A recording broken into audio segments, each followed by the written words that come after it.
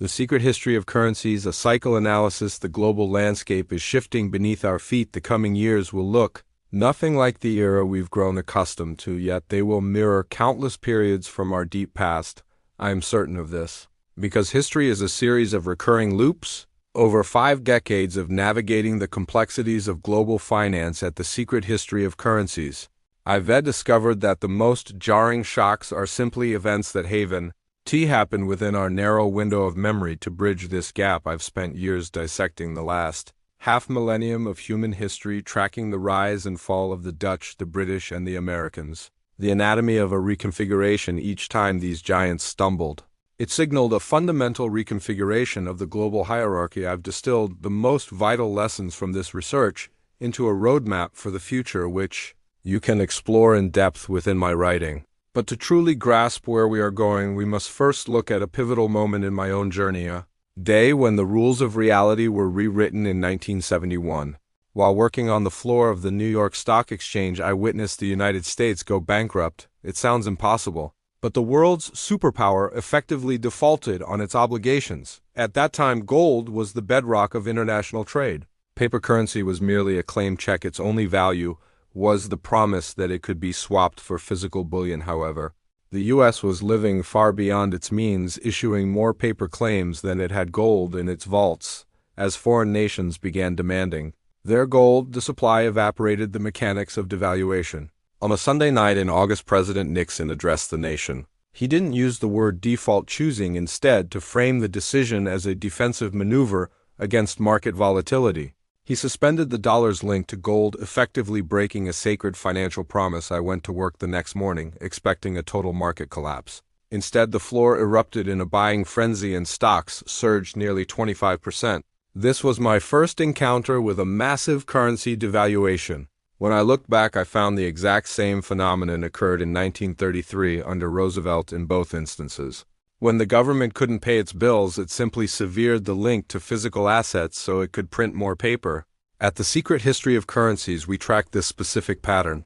When a crisis hits and the printing presses roar, the value of cash melts away while the price of hard assets, stocks, gold, and commodities skyrockets. We saw this in 2008 during the housing crash and again in 2020. This cycle is not an anomaly. It is a mechanical certainty of our system. To survive what's coming, you must understand that your greatest teacher is the history you haven't lived through yet. The 3 indicators of change. Today, 3 rare indicators are flashing simultaneously. First, nations are drowning in debt with no way to pay it back other than massive money printing. Second, internal social friction is peaking, driven by a chasm between the ultra-wealthy and those struggling to get by, leading to intense political polarization. Third, a powerful new challenger, China, is rising to meet a fading incumbent, the United States. This trifecta almost always precedes a total change in the order, and order is simply the set of rules we live by. Internal orders are defined by constitutions, world orders are defined by treaties. These systems rarely change through polite conversation. They change through the fire of conflict. The current American-led world order was forged in 1945 atop the ruins of World War II. It established the dollar as the primary reserve currency, the ultimate get-out-of-debt-free card, but even the strongest empires eventually succumb to the weight of their own success. The stages of decline.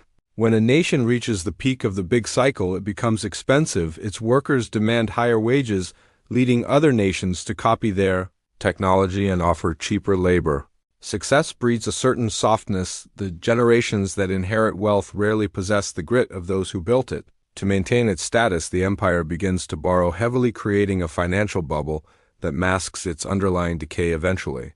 The cost of maintaining global dominance. The military bases in over 70 countries and the trillions spent on foreign wars outstrips the income the empire generates. The final stage of the cycle is the decline. It starts with an economic dip that the country can no longer borrow its way out of. The bubble pops, the government prints money to stay afloat, and inflation erodes the public's purchasing power.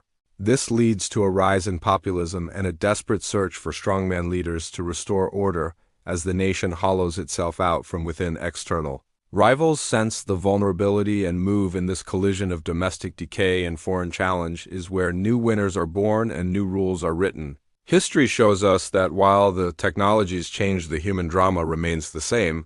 The characters might wear different clothes, but the cause and effect. Relationships are timeless. We are currently moving through the late stages of a very old story. By paying attention to these historical rhythms, you can navigate the coming volatility with wisdom. Rather than panic, the path forward is buried in the past. We only need the courage to look.